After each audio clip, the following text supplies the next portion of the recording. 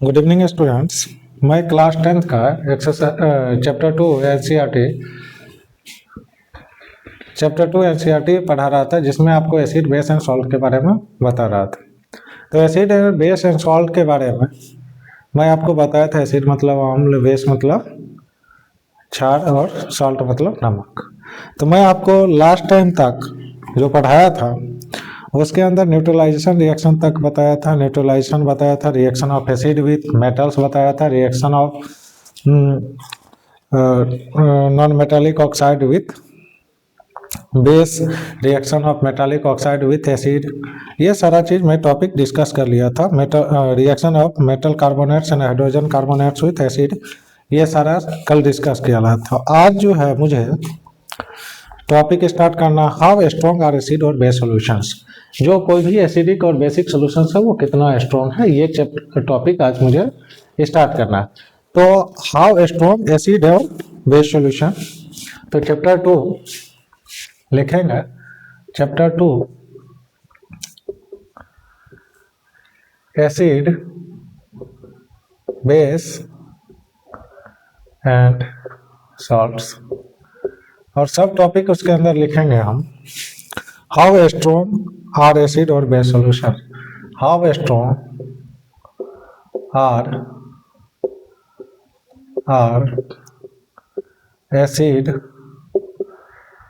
और base solution, how strong are acid और base solution. जो एसिड और बेस सॉल्यूशन कितना स्ट्रॉन्ग है ये मुझे पढ़ना है। तो स्ट्रॉन्ग और बेस एसिड कितना स्ट्रॉन्ग है, इसको हम कैसे जानेंगे, जो कितना स्ट्रॉन्ग ये एसिड है और कितना स्ट्रॉन्ग ये बेस है। तो इसको हम जानते हैं पीएच स्केल के द्वारा। किसके द्वारा? पीएच स्केल के द्वारा। तो पीएच स्केल के द्वारा, pH scale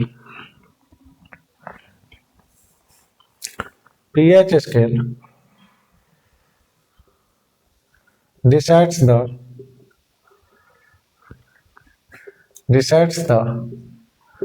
strength of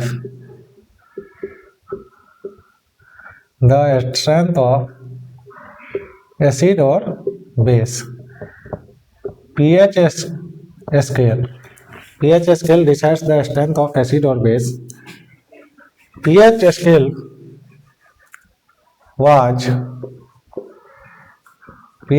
was discovered by Sorensen. Sorensen के द्वारा पीएच स्केल को डिस्कवर्ड किया गया था। पीएच स्केल में 0 से लेके 14 तक मेजरमेंट होता है। पीएच स्केल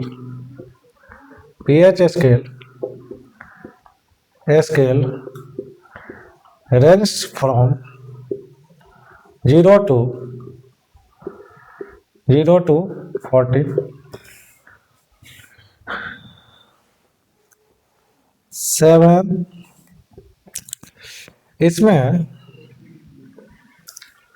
पीएच स्केल है, इसमें देखो 0 से लेके 7 तक और 7 से लेके 14 तक। ये जो 7th का पॉइंट है वो क्या है? न्यूट्रल है। 7 न्यूट्रल है। 0 से लेके 7 तक का जो भी पॉइंट आएगा वो क्या होगा? एसिडिक। और 7 से ऊपर जो भी आएगा वो क्या हो जाएगा? बेस। तो यहां तक कहीं कोई दिक्कत? पीएच स्केल पे जब आपको दिखाई दे, सबसे पहले पीएच स्केल यदि 0 और 7 के बीच में दिखाई देगा तो एसिड होगा, और 7 पे होगा न्यूट्रल, और 7 से 14 के बीच में क्या हो जाएगा? बेस। सबसे पहले किसी भी चीज, कोई भी सॉल्यूशन कितना क्या है, एसिड है, बेस है या सॉल्ट है, तो ये मुझे कैसे पता चलेगा? पीएच स्केल के द्वारा हम मेजरमेंट कर सकते हैं। तो पीएच स्केल जो है सो मुझे आपको बता देता है जो पीएच, जो ये एसिड है या ये बेस है या सॉल्ट है। अब देखो आपको इसमें दिया हुआ है पेज नंबर 26 एनसीईआरटी के बुक में आपको दिया होगा जो कुछ जो है पीएच स्केल्स का मान दिया हुआ है जो हमारी डेली यूज में है, जैसे गैस्ट्रिक जूस जो मेरा एचसीएल होता है जो पेट के अंदर खाना के डाइजेशन में मदद करता है, which helps in the digestion of food, उसका जो है गैस्ट्रिक जूसेस का पीएच स्केल पे कुछ वैल्यू है। फिर जो है सो लेमन जूस जो हम साइट्रिक एसिड जो हम जो लेमन नींबू का जो रस होता है उसका, प्योर वाटर ब्लड जो ब्लड का जो पीएच स्केल पे कितना मान होगा, milk of magnesia magnesium hydroxide, ये मिल्क ऑफ मैग्नीशिया जो है एक आपको एंटासिड में एंटासिड के तौर पे यूज किया जाता है। एंटासिड क्या होता है, जो भी जैसे हमारे पेट में ज़्यादा गैस ये एसिडिटी होता है तो एसिडिटी को न्यूट्रलाइज करने के लिए हम क्या करते हैं, बेस, एसिड को न्यूट्रलाइज करने के लिए मुझे क्या चाहिए, बेस चाहिए। अम्ल को न्यूट्रलाइज करने के लिए क्षार की जरूरत होता है जिसको हम न्यूट्रलाइजेशन रिएक्शन भी कहते हैं, सॉल्ट फॉर्मेशन होता है उसके द्वारा। तो मिल्क ऑफ मैग्नीशिया जो है आपको एंटासिड के तौर पे यूज किया जाता है। फिर लास्ट वन है sodium hydroxide solution. Sodium hydroxide भी जो है एक बेसिक सॉल्यूशन है, उसका जो है सो पीएच स्केल पे आपको 14 दिखाई देता है।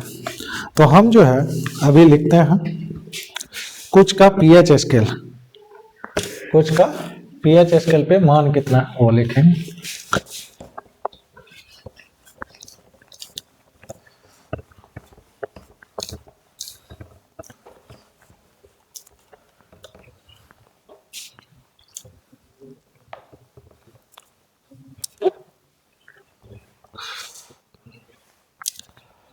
अब देखो यहाँ पे जैसे gastric juice GASTRIC gastric juice HCl जो होता है इसका पीएच पे जो मान होता है वो कितना होता है 1.2। दूसरा lemon juice, lemon juice 2.2, pure blood water blood, blood का जो है 7.4 होता है। फोर्थ है milk of magnesia, milk of magnesia, milk of magnesia ये है आपको 10। फिफ्थ में है sodium hydroxide, sodium hydroxide, sodium hydroxide NaOH, इसका पीएच स्केल पे मान है 14। कोई दिक्कत यहाँ पे? अब देखो पीएच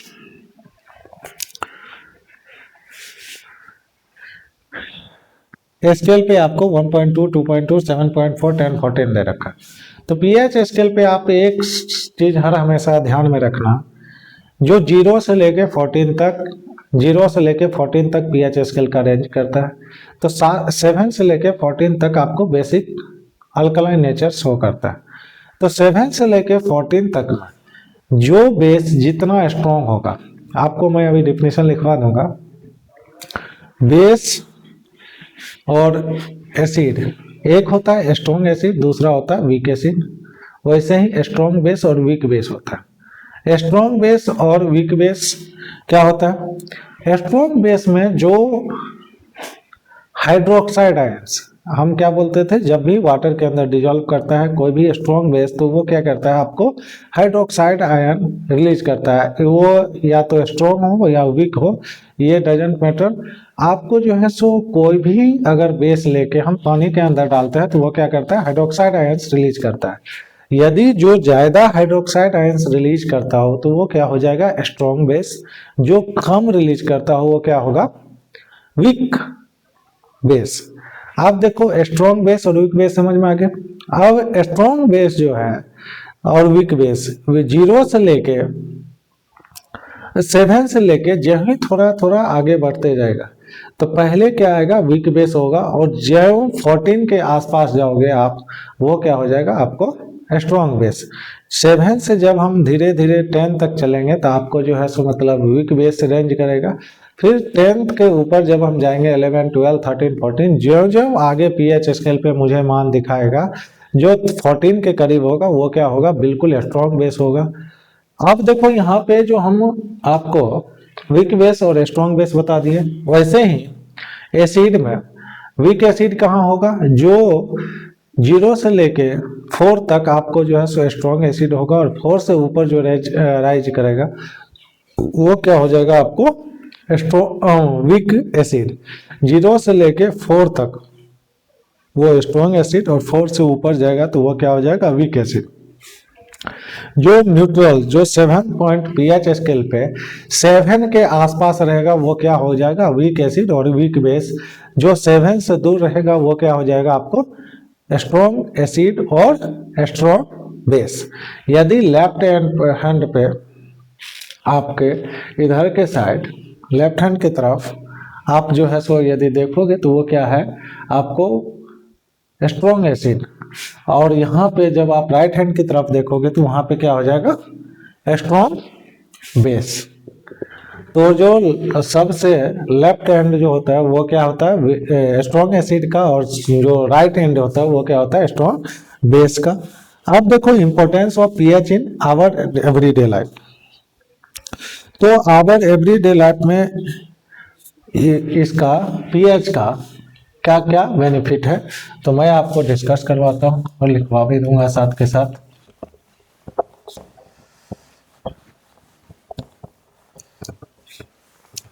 जो पीएच का जो इम्पोर्टेंस है, एनिमल और जो प्लांट्स होते हैं वो क्या होता है पीएच सेंसिटिव होता है। एनिमल और प्लांट्स जो होते हैं वो क्या होता है पीएच सेंसिटिव होता है। एनिमल और प्लांट्स जो पौधे और जानवर हैं वो पीएच के सेंसिटिव होते हैं, वो कुछ रेंज तक ही अपना काम करता है। जैसे our body works within the pH range of 7 to 7.8। जो मेरा बॉडी है वो आपको 7 से लेके 7.8 तक ही वर्क करता है। तो आप सबसे पहले importance of pH,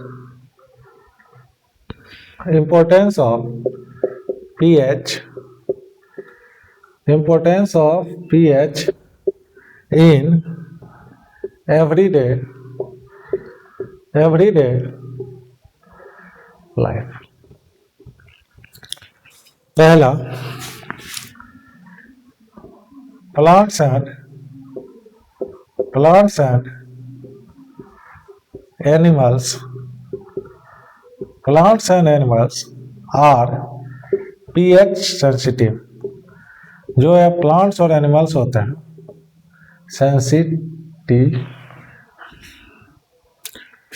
sensitive. Plants and animals are pH sensitive।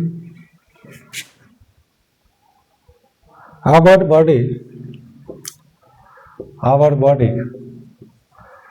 works, काम करता है within the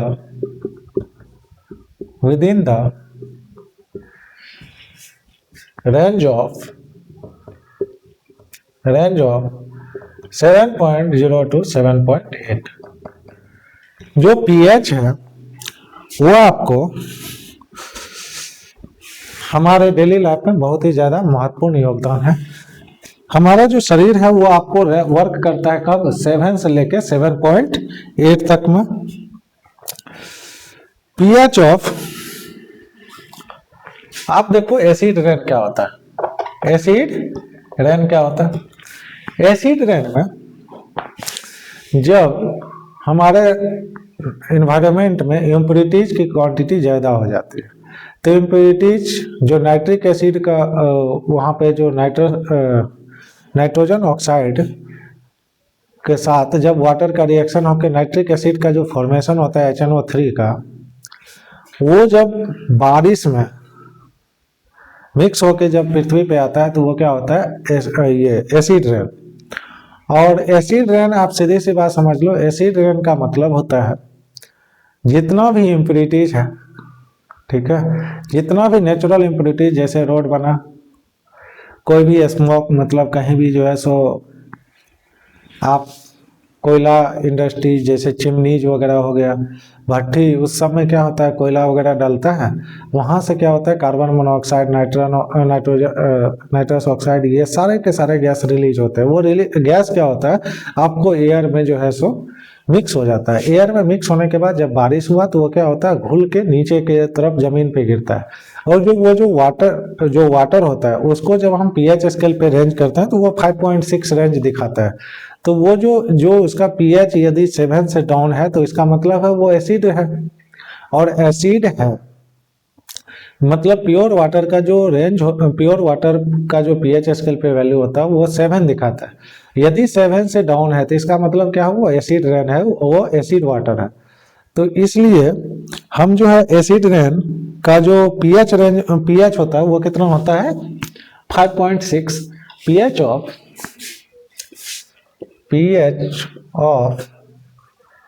acid rain is pH of acid rain is 5.6। अब देखो वही एसिड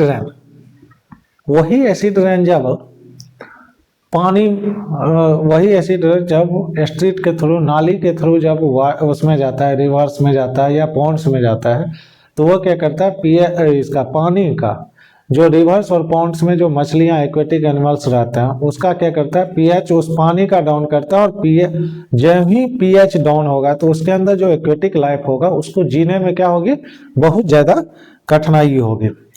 अब देखो pH of the soil in your backyard. अब जो है सॉइल का भी पीएच एक जो है सो इम्पोर्टेंट रोल प्ले करता है, किसमें, life of a living organism. Plants जैसे पीएच यदि मान चलो कम हो गया तो एसिडिक हो जाएगा, पीएच ज्यादा हो गया, पीएच का मान ज्यादा हो गया तो बेसिक नेचर का दिखाएगा मिट्टी। बेसिक नेचर, प्लांट क्या करता है, प्लांट ग्रो करता है एक नॉर्मल रेंज में, जो कुछ रेंज होता है उसके अंदर आपको जो है सो प्लांट ग्रो करता है, ना कि ज्यादा एसिडिटी और ना ही उसको ज्यादा बेसिसिटी की जरूरत होता है। तो हम लिखते हैं pH of the soil plants, इसी में लिखो, plants require a specific range of pH for their healthy growth,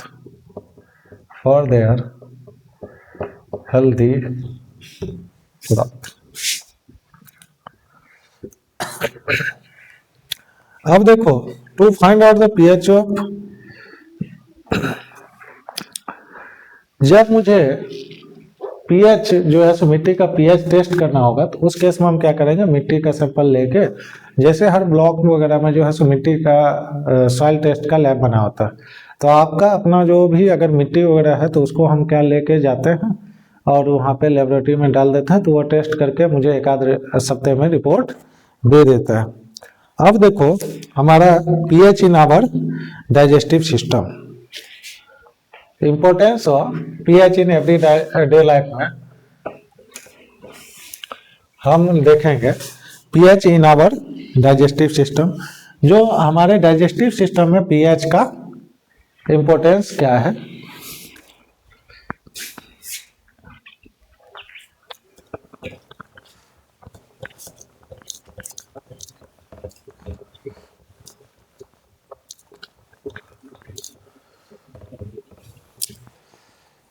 pH in our digestive system, pH in our digestive system,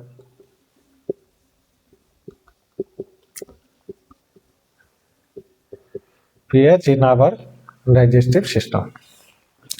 तो सबसे पहले हमारे डाइजेस्टिव सिस्टम में पीएच का क्या रोल है, तो सबसे पहले हमारा डाइजेस्टिव सिस्टम जो है वो क्या करता है, स्टोमक हाइड्रोक्लोरिक एसिड का प्रोड्यूस करता है, उत्पादन करता है। तो हम पहला पॉइंट लिखेंगे, stomach produces hydrochloric acid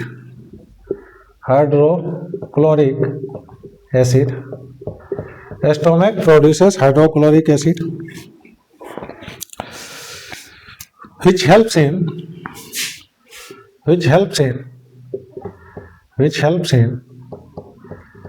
the digestion of food, which helps in the digestion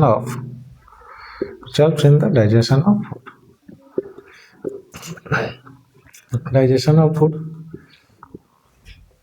second point इसी में लिखेंगे,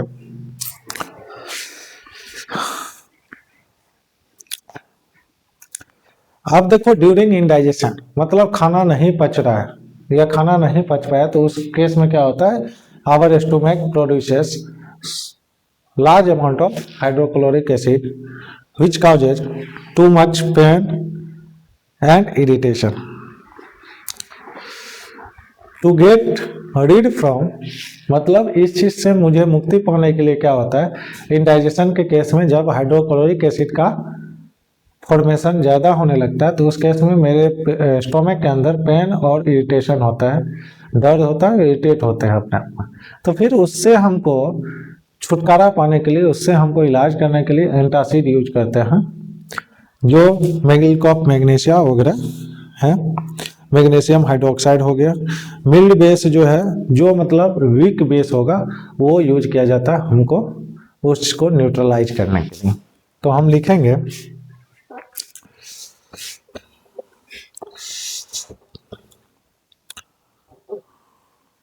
people use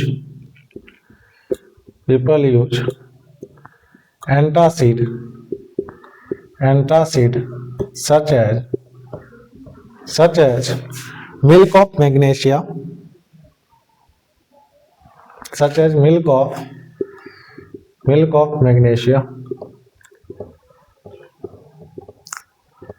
people use antacid such as milk of magnesia to prevent from indigestion, to protect from या to prevent from indigestion। कोई दिक्कत यहाँ तक नहीं है। अब देखो pH change as the cause of tooth decay.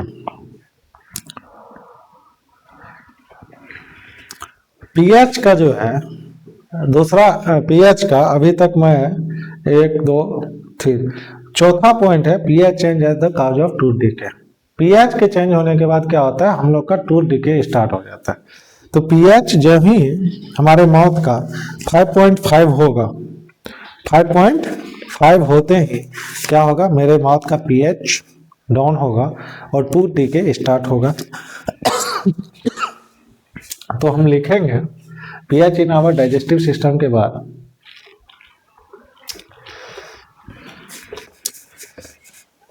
pH change as the pH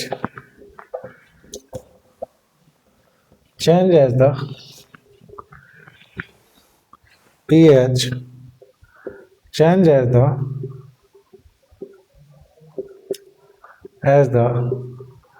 cause of tooth decay. pH change as the cause of tooth decay. Tooth decay starts when the pH mouth is lower than 5.5. तो पहला point लिखेंगे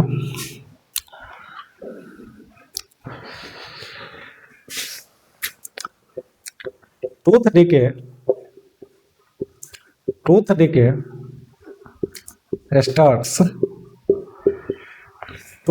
starts when the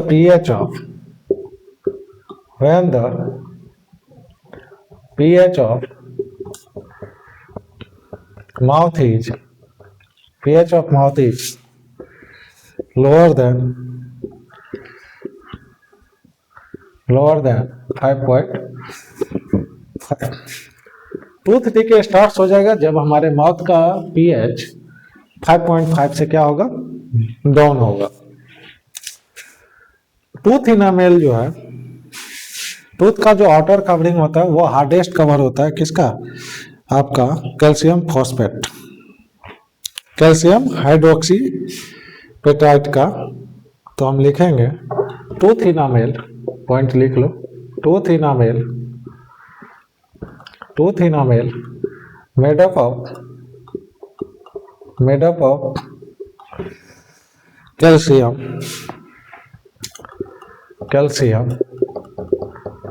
hydroxy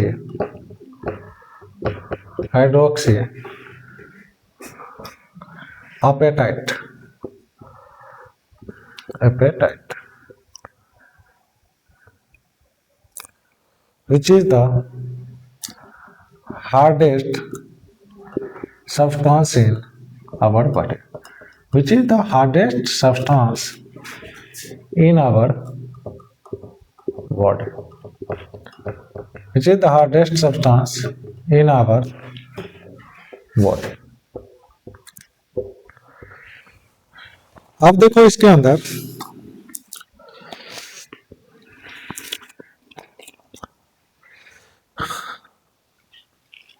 जो mouth के अंदर, अब वो tooth decay में कैसे स्टार्ट होता है, तो माउथ के अंदर पीएच जो हम खाना खाते हैं उससे क्या होता है, उसके अंदर बैक्टीरिया प्रेजेंट। अब वो क्या हो जाएगा, खाना हमारे मुंह के अंदर जो है सो सड़ जाएगा, खराब हो जाएगा।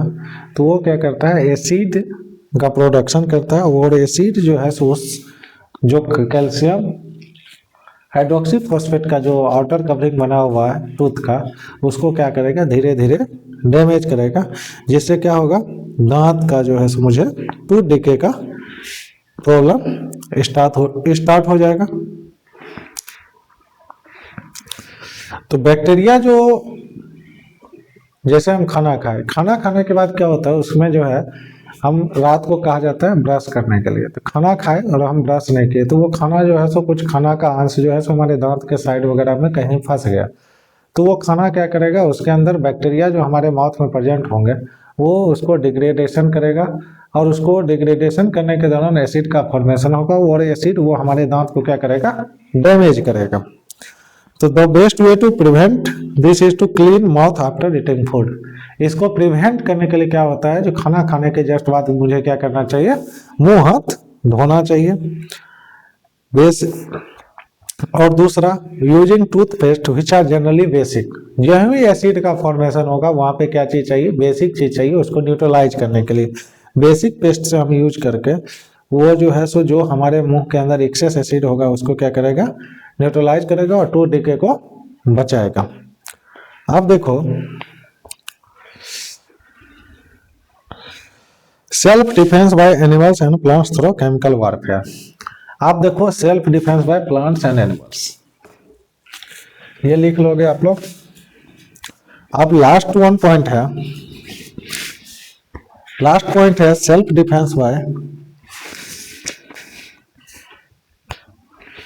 Animals and plants through chemical warfare. तो सेल्फ डिफेंस क्या होता है, जैसे कुछ एनिमल्स होता है वो क्या करता है, आपको अपने आप को बचाने के लिए आपको स्टिंग करता है, क्या करता है, डंक मार देता है। डंक मारने के बाद आप क्या होते हैं, परेशान होते हैं, और वो क्या होता है, जो आपसे बच निकलता है। तो उसी को हम क्या कहते हैं, self defence by animals and plants.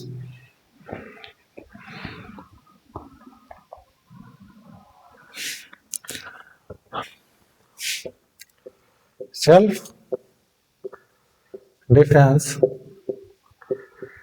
Defence by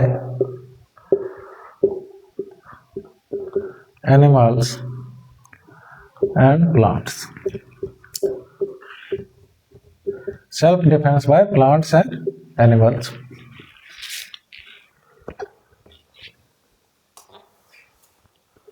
self defence by animals and plants. इसमें क्या होता है, बी स्टिंग, जो मधुमक्खी होता है वो क्या करता है, डंक मारता है। डंक मारने के दौरान आपको क्या होगा, जो इरिटेशन होता है, क्या होता है, इरिटेशन होता है। उस टाइम वो मेथेनोइक एसिड हाँ, मिथेनोइक एसिड का क्या करेगा, आपके अंदर इंजेक्ट कर देगा, जिससे आपको क्या होगा, इरिटेशन होगा, पेन होगा, वहां पे खुजली और ईचिंग स्टार्ट हो जाता है। तो फिर उस पर क्या करता है, मिल्ड बेस, मतलब हल्का सा कोई सा भी बेस लेके उस पर अगर रगड़ देते हैं तो उससे क्या होगा, एसिड डंग का जो मिथेनोइक एसिड है वो और ये मिल्ड बेस दोनों को न्यूट्रलाइज कर देगा। न्यूट्रलाइज होते ही क्या होगा, इरिटेशन और पेन खत्म हो जाएगा। तो हम लिखेंगे bee sting, bee sting, bee sting lips है, lips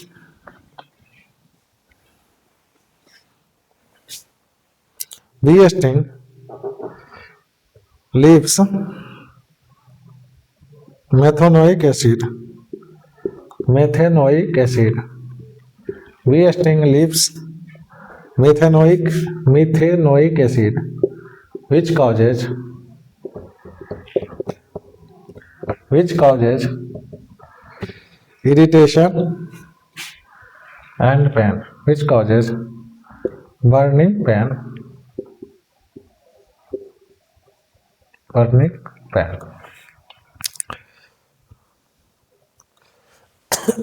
Using of a mild base, mild base on the stung area gives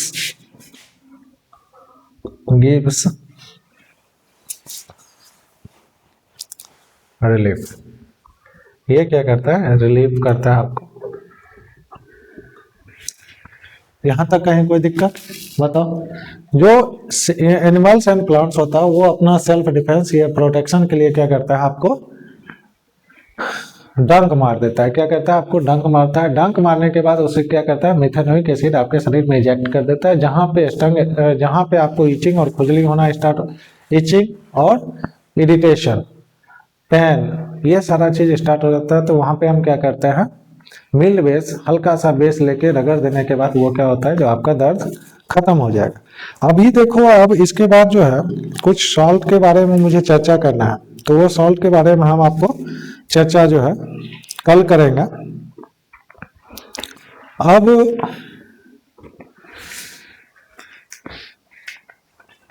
अभी तक मैं आपको स्ट्रॉन्ग एसिड और स्ट्रॉन्ग बेस बता दिया इसी लेक्चर में।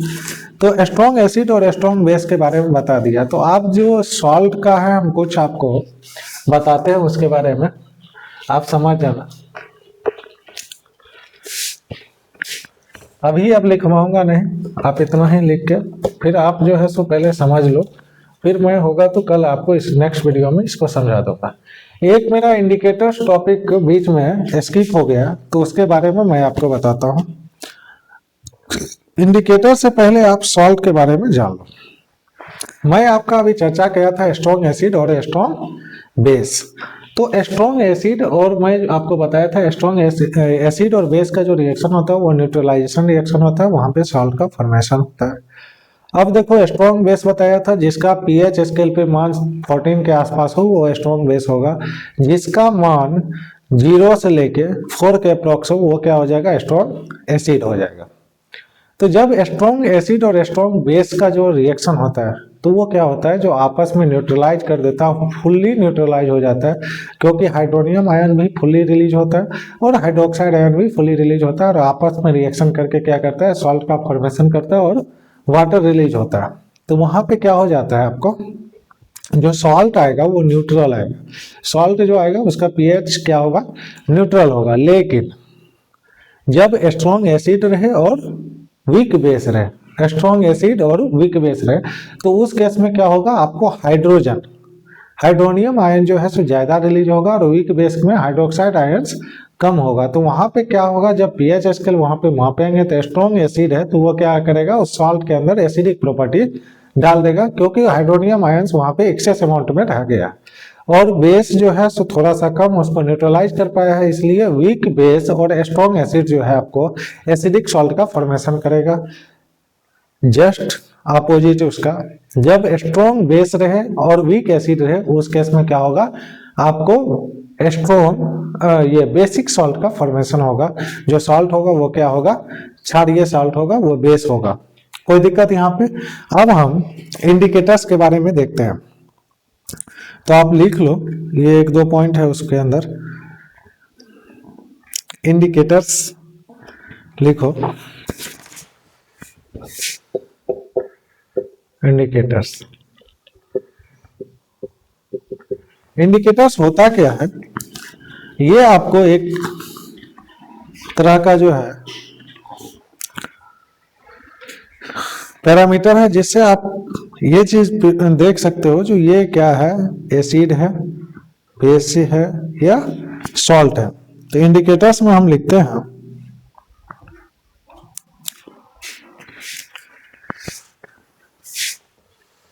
the substances which are used to those substances which are used to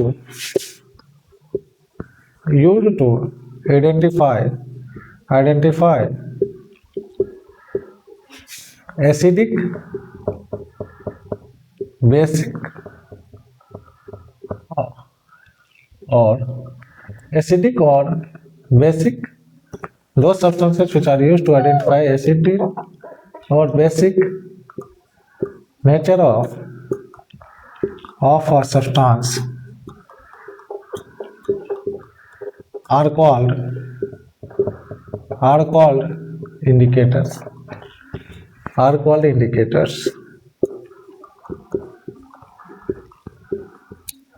There are two types of indicators. There are two types of indicators. Two types of indicator. पहला हम लिखेंगे natural indicator.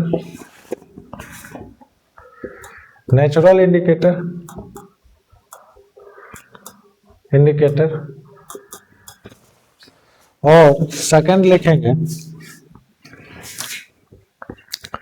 Synthetic indicator.